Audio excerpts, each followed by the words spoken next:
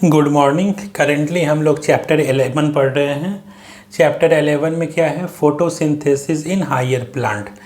तो इसका ये तीसरा वीडियो है। पहले दो वीडियो में पहले में हम लोगों ने इंट्रोडक्शन देखा था और दूसरे वाले वीडियो में हम लोगों ने देखा था व्हाट डू वी नो, कि हम लोगों ने अभी तक अर्लियर क्लास में जो पढ़ा था उसका हम लोगों ने एक रिवीजन किया था। तो आज हम लोग पढ़ेंगे अर्ली एक्सपेरिमेंट। अर्ली एक्सपेरिमेंट में क्या था कि फोटोसिंथेसिस प्रोसेस को समझने के लिए अर्ली स्टार्टिंग में मतलब पहले क्या साइंटिस्ट लोगों ने कुछ एक्सपेरिमेंट किया था कि ये फोटोसिंथेसिस प्रोसेस होता क्या है, इसमें क्या क्या चीज़ रिक्वायर्ड होता है। ये सारे चीज़ को समझने के लिए जो अर्ली एक्सपेरिमेंट किया गया था उसके बारे में हम लोग इस टॉपिक में पढ़ेंगे। ठीक है, तो हम लोग शुरू करते हैं। क्या है? It is interesting to learn about those simple experiments that led to a gradual development in our understanding of photosynthesis। यहाँ पे क्या है, हम लोग कुछ सिंपल एक्सपेरिमेंट के बारे में पढ़ेंगे जिसकी मदद से एक ग्रेजुअल डेवलपमेंट हुआ हमारे अंडरस्टैंडिंग ऑफ फोटोसिंथेसिस के बारे में।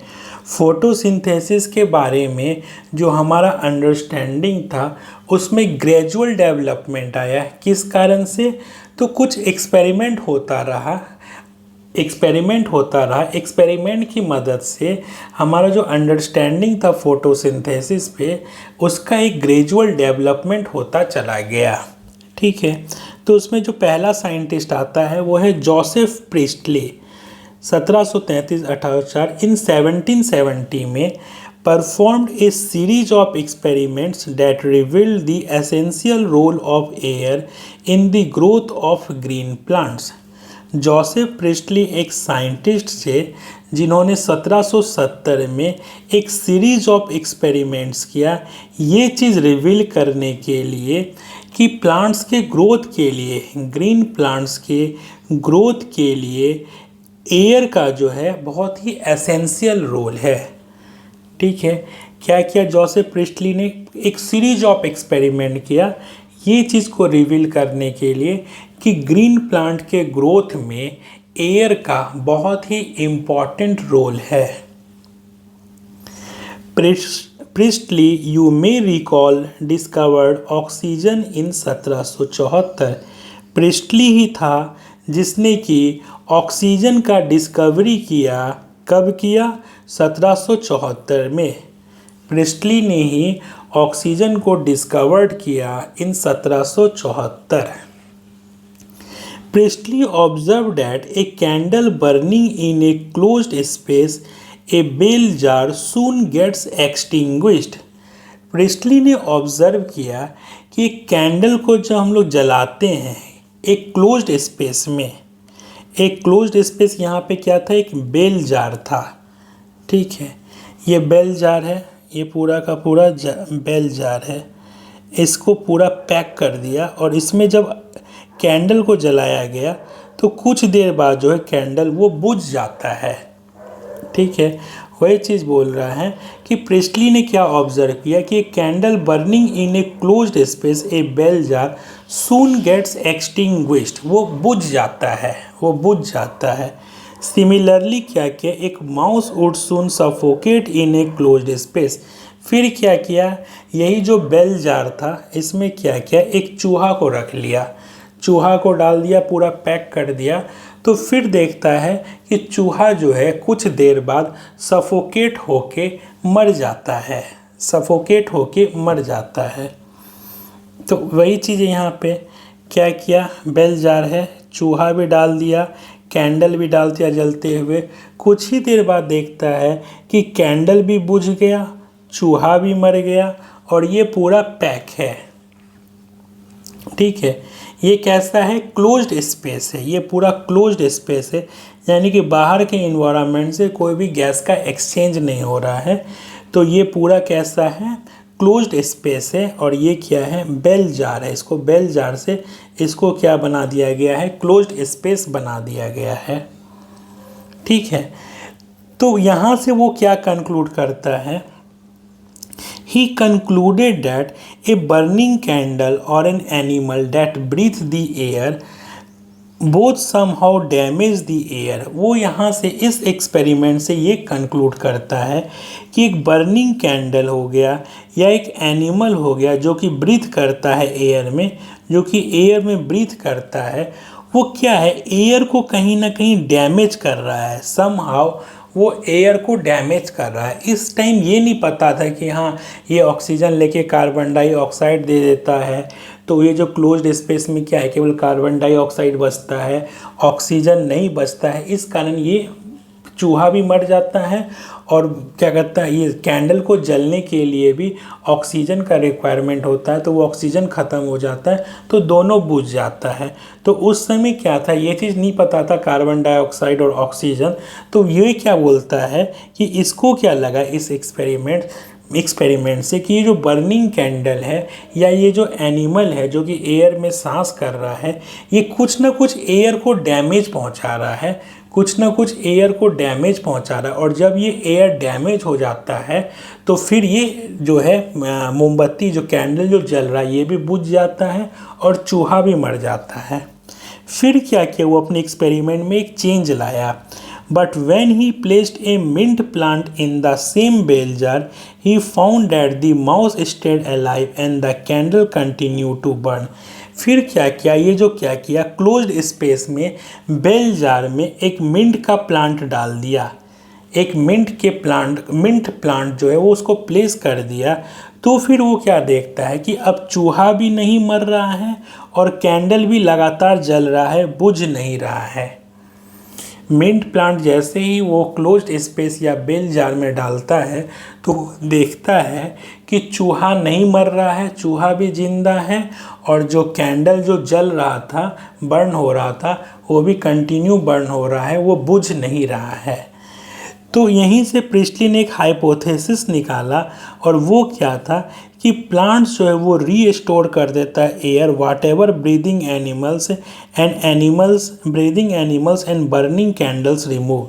तो इस एक्सपेरिमेंट से वो ये हाइपोथेसिस निकालता है। हम पहले ही बात कर चुके हैं कि उस समय ये चीज़ नहीं था कि हाँ कार्बन डाइऑक्साइड ये छोड़ता है, फिर प्लांट डाल दिए तो ये क्या किया, कार्बन डाइऑक्साइड लेके ऑक्सीजन दे रहा है, और माउस और जो कैंडल है वो ऑक्सीजन लेके कार्बन डाइऑक्साइड दे रहा है। तो दोनों का जो रिक्वायरमेंट है वो पूरा हो रहा है, इसलिए चूहा भी नहीं मर रहा है और कैंडल भी जल रहा है। तो ये चीज़ तभी पता नहीं था कार्बन डाइऑक्साइड और ऑक्सीजन के बारे में। तो इसलिए प्रिस्टली ने क्या हाइपोथेसिस दिया, प्रिस्टली ने ये हाइपोथेसिस दिया कि प्लांट्स जो है वो क्या कर रहा है, एयर को रीस्टोर कर रहा है, जिसको कि ब्रीदिंग एनिमल्स और बर्निंग कैंडल्स ने रिमूव कर दिया था। तो वहाँ पे ये इस हाइपोथेसिस पे गया कि प्लांट्स जो है वो एयर को रीस्टोर कर रहा है, जिसको कि ब्रीथिंग एनिमल्स और बर्निंग कैंडल्स ने रिमूव कर दिया है। या कह सकते हैं कि यहाँ जो जैसे बोल रहा था कि एनिमल जो है और बर्निंग कैंडल एयर को डैमेज कर रहा है, तो वो ये भी चीज़ है, कहने का मतलब ये भी है कि जो मिंट प्लांट जो है, जो ये दोनों जो है एयर को डैमेज कर रहे थे, तो उसको फिर से ये करेक्ट कर रहा है। तो ये चीज़ मेन है कि यहाँ पे प्लांट्स जो है वो रीस्टोर कर रहा है एयर को, वाट ever breathing animals and burning candles remove. Plants जो है उस एयर को रीस्टोर कर रहा है जिसमें कि ब्रीथिंग एनिमल्स और बर्निंग कैंडल्स जो है वो रिमूव किया हुआ है। ठीक है, अब हम लोग आगे बढ़ते हैं। ये तो वही एक्सपेरिमेंट के बारे में बोला, कुछ ज़्यादा इम्पॉर्टेंट नहीं है। Can you imagine how priestly would have conducted the experiment using a candle and A plant. क्या हम लोग इमेजिन कर सकते हैं कि प्रिस्टली ने इस एक्सपेरिमेंट को कैसे किया होगा एक कैंडल और एक प्लांट के साथ। Remember he would need to rekindle the candle to test whether it burns after a few days. हम लोग यहाँ पे ये बात ध्यान रखना है कि वो क्या है, उसको कैंडल को बार बार रिकेंडल करना पड़ता है, यानी बार बार जलाना पड़ता होगा अपने एक्सपेरिमेंट को कंप्लीट करने के लिए। How many different ways can you think of to light the candle without disturbing the setup. कितना अलग अलग तरीका हम लोग सोच सकते हैं कि जिसके द्वारा हम लोग कैंडल को लाइट कर सके बिना सेटअप को डिस्टर्ब किए हुए। तो ये कुछ चीज़ कुछ वैसा इम्पॉर्टेंट नहीं है, वो वैसे ही दे रखा है, ठीक है। तो हम लोग आगे बढ़ते हैं।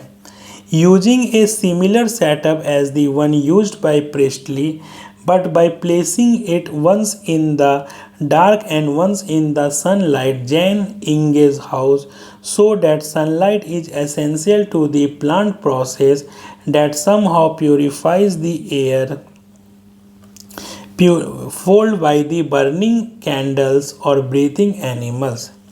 यही सिमिलर सेटअप को यूज करते हुए जिसको कि प्रिस्टली ने यूज किया था, बस अंतर क्या किया, इसको एक बार तो उसको डार्क में रखता है और फिर दूसरी बार उसको सनलाइट में रखता है। तो जैन इंगेज हाउस ने एक एक्सपेरिमेंट किया जिसमें उसने दिखाया कि सनलाइट जो है वो ज़रूरी है प्लांट प्रोसेस के लिए, और वो प्लांट प्रोसेस जो कि क्या कर रहा है, एयर जो कि पॉल्यूट कर दिया जा रहा है बर्निंग कैंडल या ब्रीथिंग एनिमल के द्वारा, उसको प्यूरिफाई कर रहा है। यानी फोटोसिंथेसिस प्रोसेस के बारे में बोल रहा है, ठीक है। इसको समझने का कोशिश करते हैं। यह जो सेटअप था, ये जो सेटअप था प्रिस्टली वाला जो सेटअप था, इसी सेम सेटअप को यूज करते हुए एक दूसरे साइंटिस्ट ने एक दूसरा एक्सपेरिमेंट किया है। तो उसी के बारे में हम लोग पढ़ रहे हैं कि क्या बोले, एक सिमिलर सेटअप, वही सेटअप जिसको किसने यूज किया था, one used by the priestly, जिसको प्रिस्टली ने यूज किया था, वही सेटअप लिया। लेकिन अभी क्या कर रहा है, एक बार उस सेटअप को अंधेरे में रख रहा है और दूसरी बार उसी सेटअप को सनलाइट में रख रहा है। तो एक्सपेरिमेंट कौन किया, यहाँ पे साइंटिस्ट का नाम क्या है, Jain engage house. Jain engage house ने ये एक्सपेरिमेंट किया और इस एक्सपेरिमेंट की मदद से वो ये दिखाया कि सनलाइट जो है वो ज़रूरी है इस प्रोसेस के लिए। कौन से प्रोसेस के लिए, ये वो प्लांट प्रोसेस है। अभी तो क्या इस टाइम कोई नाम वाम तो आया नहीं था फोटोसिंथेसिस ये, तो ये बोल रहा है कि सनलाइट जो है एसेंशियल है प्लांट प्रोसेस के लिए, वो प्लांट प्रोसेस के लिए एसेंशियल है जो कि प्यूरिफाई कर रहा है। किसको प्यूरिफाई कर रहा है, वो एयर को प्यूरिफाई कर रहा है जो कि फोल्ड यानी कि जो पॉल्यूट हो गया है, किसके द्वारा, बर्निंग कैंडल्स और ब्रीथिंग एनिमल्स के द्वारा। बर्निंग एनिमल्स और ब्रीथिंग एनिमल्स के द्वारा जो एयर पॉल्यूट हो गया है और उसको प्यूरिफाई करने के लिए जो प्लांट प्रोसेस ज़रूरी है, उसके लिए सनलाइट जो है वो एसेंशियल है। Inge's house in an elegant experiment with an aquatic plant showed that in bright sunlight small bubbles were formed around the green parts while in the dark they didn't। Inge's house ने एक बहुत ही अच्छा experiment किया। किसके द्वारा, experiment में उन्होंने एक एक्वेटिक प्लांट लिया और वो देखता है कि जब इस एक्वेटिक प्लांट को हम लोग सनलाइट में रखते हैं तो स्मॉल बबल्स देखने को मिलता है अराउंड द ग्रीन पार्ट्स के चारों ओर एक स्मॉल बबल देखने को मिलता है। लेकिन वही सेम चीज़ अंधेरे में हम लोगों को नहीं दिखता है, ठीक है। ये वाले एक्सपेरिमेंट में बोल रहा है aquatic plant branches of hydrilla है, एक बीकर में डाल दिया। तो यही चीज़ क्या बोल रहा है कि जब इसको हम लोग लाइट में रखते हैं तो एक गैस बबल हम लोग को देखने को मिलता है। बाद में पता चला कि ये गैस बबल असल में क्या है, ऑक्सीजन है। गैस बबल देखने को मिलता है, लेकिन जब इसी पूरे सेटअप को हम लोग अंधेरे में डार्क में रखते हैं तो ये गैस बबल हम लोग को देखने को नहीं मिलता है। तो यहीं से वो इस कंक्लूजन में पहुंचता है कि सनलाइट जो है वो एसेंशियल है उस प्लांट प्रोसेस के लिए जिसके द्वारा हम लोग क्या करते हैं, एयर को प्यूरिफाई करते हैं, जो कि फॉल किसके द्वारा हो गया है, जो पॉल्यूट किसके द्वारा हो गया था, burning candle and the breathing of the mouse के कारण, ठीक है। तो ये चीज़ हम लोगों को क्लियर हो गया कि फिर से ये लाइन पढ़ रहे हैं, ये पूरा पैरा। अच्छा, पहले इसको कंप्लीट कर देते हैं, फिर ये पूरा पैराग्राफ फिर से पढ़ेंगे। Later he identified this bubbles to be of oxygen. बाद में उसने आइडेंटिफाई किया कि ये जो बबल बन रहा है ये और कुछ नहीं बल्कि ऑक्सीजन है। Hence he so that it is only the green parts of the plant that could release oxygen. यहीं से वो दिखा पाता है, हेंस ही सो, इस तरह उन्होंने दिखाया कि केवल green parts of the plant जो है वही ऑक्सीजन को रिलीज करता है। ठीक है, शुरू करते हैं। Using a similar setup as the one used by Priestley, वही सेटअप को यूज करते हुए जो कि एक बार प्रिस्टली के द्वारा यूज किया गया था, but by placing it once in the dark and once in the sunlight. कैसे इसको प्लेस कर रहा है, एक बार डार्क में प्लेस कर रहा है और एक बार सनलाइट में प्लेस कर रहा है। Jan Ingenhousz how so that sunlight is essential to the plant process that somehow purify the air followed by the burning candles और breathing animals। जैन इंगेज हो ने क्या दिखाया कि सनलाइट जो है वो एसेंशियल है उस प्लांट प्रोसेस के लिए जिसके द्वारा वो एयर को प्यूरिफाई कर रहा है, जो कि पॉल्यूट किसके द्वारा किया गया है, बाय द बर्निंग कैंडल्स और breathing animals. Engage found in an elegant experiment with an aquatic plant so that in bright sunlight small bubbles were formed around the green parts while in the dark they did not। Engage house ने अपने experiment किसके साथ किया, एक aquatic plant के साथ experiment में ये दिखाया कि जब इसको ब्राइट सनलाइट में रखते इस सेटअप को तो एक स्मॉल बबल हम लोग को देखने को मिलता है, लेकिन जब अंधेरा में रखते हैं तो ये स्मॉल बबल जो हम लोग को देखने को नहीं मिलता है। तो बाद में वो आइडेंटिफाई किया कि ये बबल और कुछ नहीं ऑक्सीजन है, और यहाँ से वो एक और दूसरे कंक्लूजन पे गया कि only the green parts of the plant ये कुड रिलीज ऑक्सीजन, केवल green parts of the plant जो है वो ऑक्सीजन रिलीज करता है। क्योंकि कैसे ये बताया, क्योंकि ये जो स्मॉल बबल बन रहा था, ये स्मॉल बबल कहाँ पे बन रहा था, अराउंड द ग्रीन पार्ट्स के चारों ओर स्मॉल बबल्स बन रहा था। तो अपने एक्सपेरिमेंट से ये दो कंक्लूजन पे पहुंचा। पहला तो इसकी सनलाइट एसेंशियल है क्योंकि डार्क में बबल नहीं बन रहा था और जब सनलाइट में रख रहे थे तो बबल बन रहा था।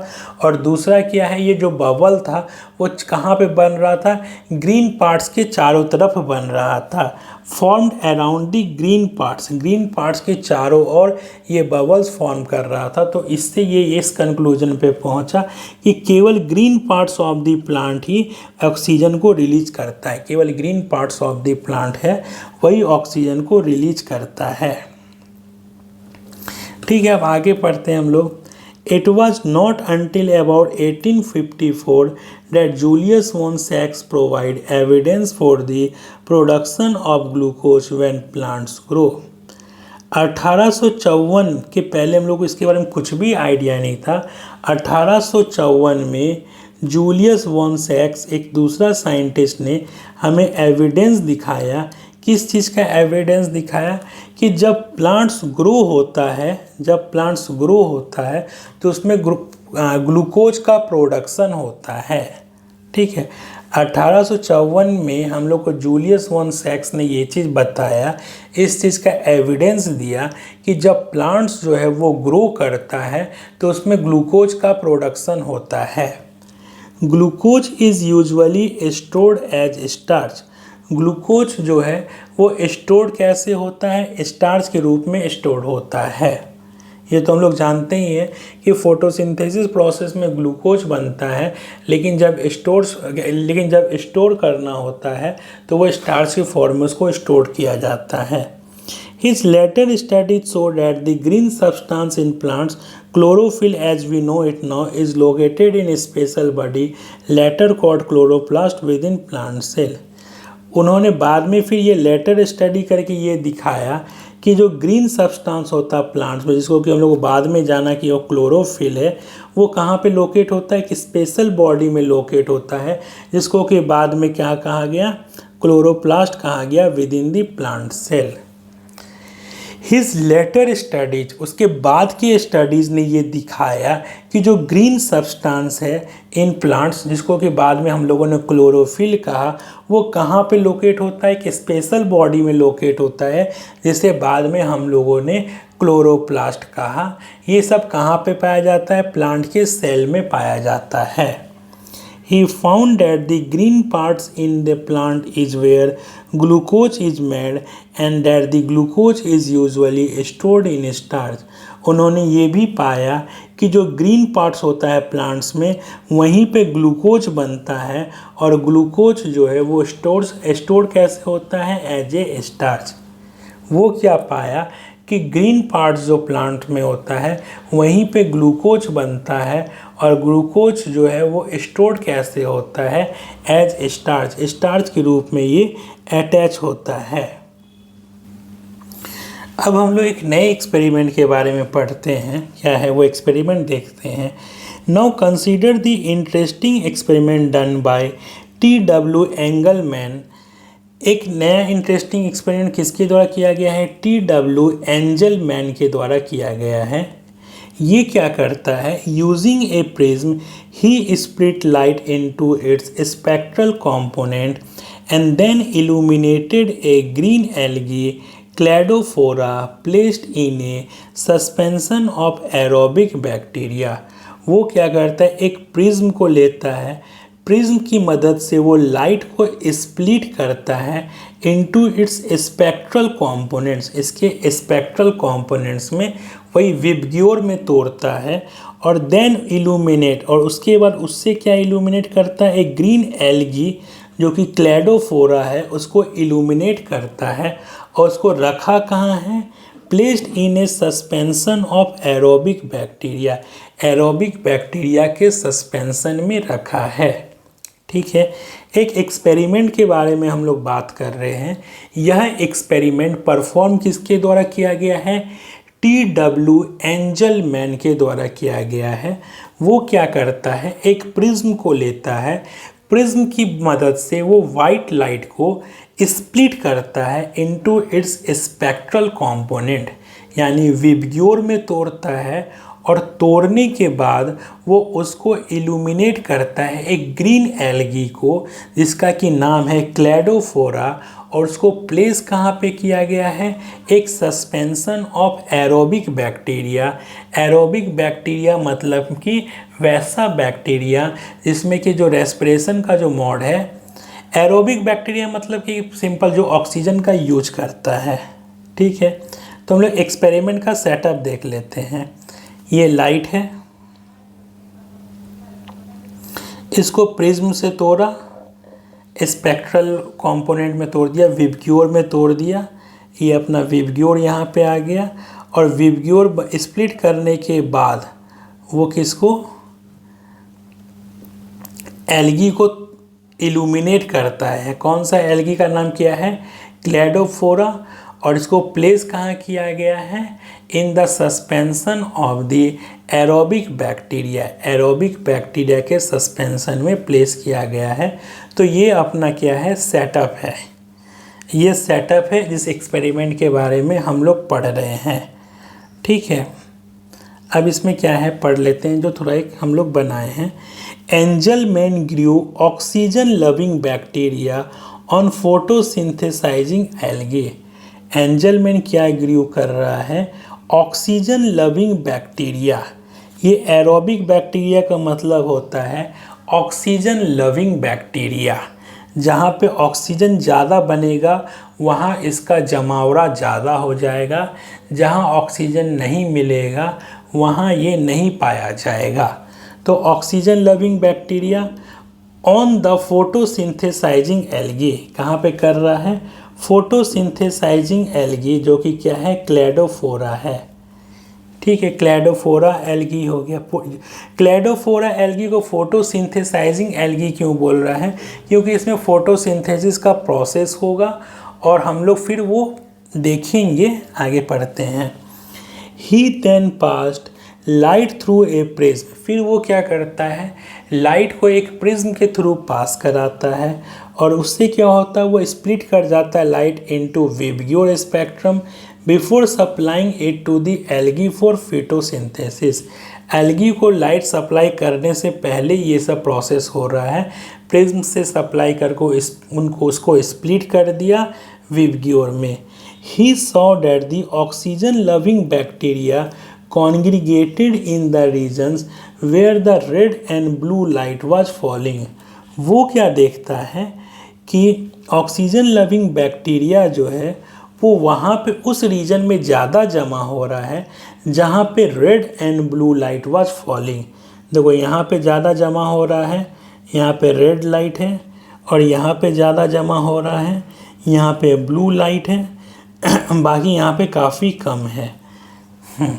तो ये इंडिकेट करता है कि there is more oxygen produced in these regions as a consequence of the photosynthesis. तो यहाँ पे ये चीज़ इंडिकेट कर रहा है कि ज़्यादा ऑक्सीजन जो है इस रीजन में ही प्रोड्यूस्ड हो रहा है, और ज़्यादा ऑक्सीजन प्रोड्यूस हो रहा है यानी कि ज़्यादा फोटोसिंथेसिस वहाँ पे हो रहा है। क्योंकि ऑक्सीजन कैसे मिलता है, फोटोसिंथेसिस प्रोसेस क्या है, ये बाई प्रोडक्ट है।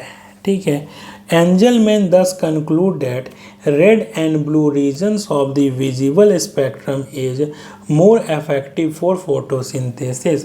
यही एक्सपेरिमेंट से एंजलमैन ने ये चीज़ कंक्लूड किया कि जो रेड और ब्लू रीजन्स होता है विजिबल स्पेक्ट्रम का वो ज़्यादा इफेक्टिव होता है फोटोसिंथेसिस के लिए। ठीक है। तो ये चीज़ हम लोग को समझ में आ गया एंजलमैन का experiment. The bacteria were used to detect the sites of O2 evolution। Bacteria जो एरोबिक बैक्टीरिया जो हम लोग लिए थे या ऑक्सीजन लविंग बैक्टीरिया जो है ये इसलिए लिए थे कि ये डिटेक्ट कर सके वो साइट को जहाँ से O2 जो है वो इवॉल्व हो रहा है, O2 जो है वो निकल रहा है। He observed that the bacteria accumulated mainly in the regions of blue and red light of the split spectrum। तो साइंटिस्ट ने क्या देखा, जो बैक्टीरिया है एरोबिक बैक्टीरिया वो ज़्यादा कहाँ पे एक्यूमुलेट हो रहा है, उस रीजन में जहाँ पे blue and red light of the split spectrum पड़ रहा है, जहाँ पे ब्लू और रेड लाइट जो है वो पड़ रहा है उस जगह में एक्यूमुलेशन ज़्यादा है। A first action spectrum of photosynthesis was thus described. इस आधार पर हम लोगों ने पहला एक्शन स्पेक्ट्रम ऑफ फोटोसिंथेसिस को हम लोग डिस्क्राइब करते हैं। क्या है, एक पहला action spectrum of photosynthesis was दस डिस्क्राइब। इस तरह क्या है, एक्शन स्पेक्ट्रम क्या होता है, एक्टिविटी बताता है। एक्शन स्पेक्ट्रम जो है is defined as a graph that depicts the overall rate of photosynthesis against the wavelength of the light. यह वो ग्राफ है जो कि डिपिक्ट क्या करता है, overall rate of photosynthesis, photosynthesis के रेट को बताता है against the wavelength of the light. तो ये भी कह सकते हैं कि एक तरह से क्या है, ये एक तरह से ये एक्शन स्पेक्ट्रम है, क्योंकि यहाँ पे क्या है ऑक्सीजन ज़्यादा मिल रहा है यानी यहाँ पे फोटोसिंथेसिस ज़्यादा हुआ होगा, यहाँ पे कम मिल रहा है तो यहाँ पे फोटोसिंथेसिस कम हुआ होगा, यहाँ फिर ज़्यादा हो गया है तो फोटोसिंथेसिस ज़्यादा हो रहा है। तो ये एक तरह से क्या है, एक्शन स्पेक्ट्रम ही है। तो वही चीज़ बोल रहा है कि एक पहला action spectrum of photosynthesis was दस डिस्क्राइब। इस तरह इसको डिस्क्राइब किया गया।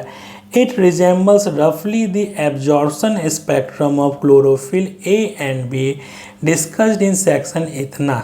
हम लोग जब एब्जॉर्प्शन स्पेक्ट्रम पढ़ेंगे क्लोरोफिल ए और बी का सेक्शन 11.4 में, तो हम लोग वहाँ पे क्या देखते हैं कि जो एक्शन स्पेक्ट्रम होता है फोटोसिंथेसिस का, यानी फोटोसिंथेसिस का जो रेट है उसका जो ग्राफ होता है वो किसको रिजेंबल करता है, रफली उसको रिजेंबल करता है absorption spectra of chlorophyll A and chlorophyll B.